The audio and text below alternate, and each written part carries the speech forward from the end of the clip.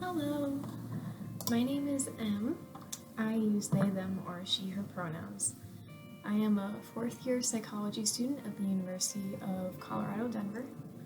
For my degree, I'm conducting an independent study surrounding non-binary and gender non-conforming identities, and I would like to share what I have been learning in a series of videos.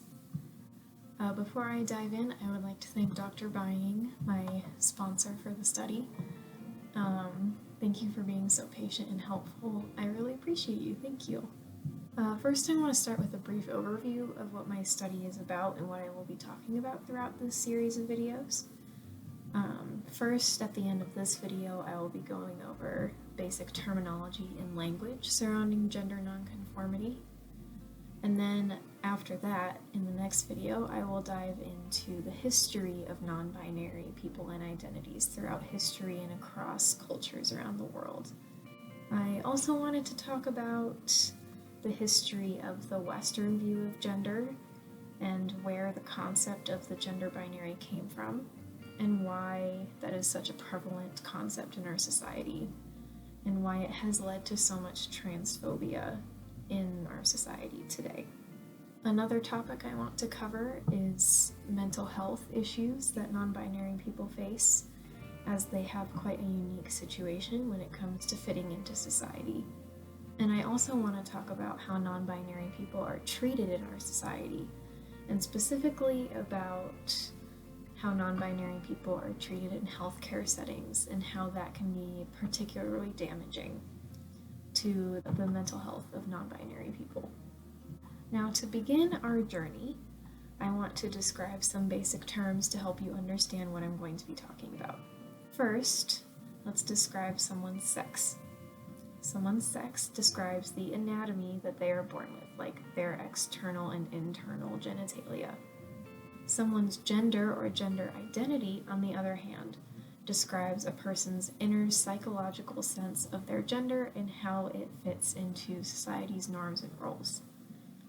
Sometimes people's sex and gender will be the same, and other times they will not match, as we'll see going forward. There is definitely a gender binary system set in place in our society, which essentially means that our society is built off of the belief that there are only men and women and that there's nothing in between or outside of those two genders or sexes. However, as we will see going forward, there are more than two sexes and more than two genders. I am not going to be talking much about the different sexes, but I will be diving very deep into the different genders, so stay tuned. First, I want to describe some terms for gender identity that are important moving forward but are not necessarily the focus of our study. To begin, somebody who is cisgender has a gender identity that matches with the sex that they were assigned at birth. Transgender is a term used for people whose gender identity does not match their sex, and is often used for binary identities such as trans men and trans women. However, some non-binary people use the term transgender as well in their identity. Now, what does it mean to be non-binary?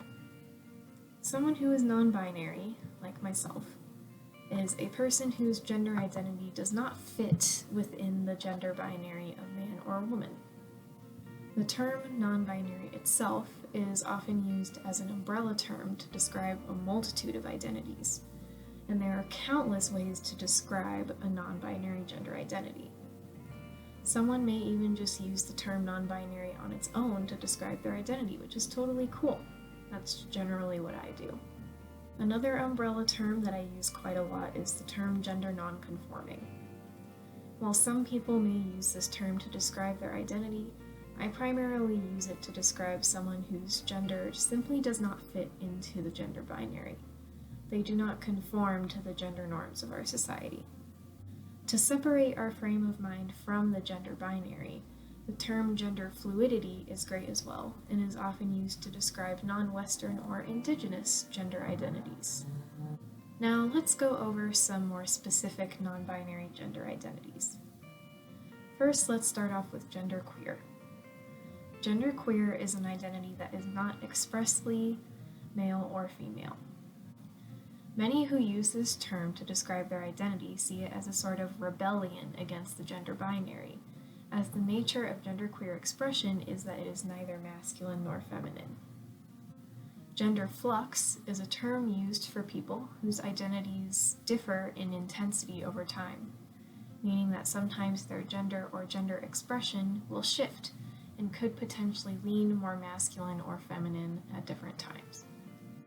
Gender fluid people use the term gender fluid because their gender identity changes rather drastically depending on the day or time. Some gender fluid people will switch between being a man and being a woman, and others will switch between any number of genders both inside and outside of the gender binary. The term neutral, I think is how you pronounce it, is used for people who see their gender as either null or neutral. This identity is very flexible in that everybody who uses this term to describe their identity sees it a little differently. Agender is a term that people use to describe their feeling of being genderless or lacking a gender. Agender and neutral are very similar identities, and some people will use both terms to describe their feeling of lacking a gender. Demigender people feel only partially connected to a certain gender identity. Examples include demi-boys and demi-girls. A demi-boy feels partially connected to being a boy, but not entirely, meaning that their identity notably leans more masculine, but not all the way masculine.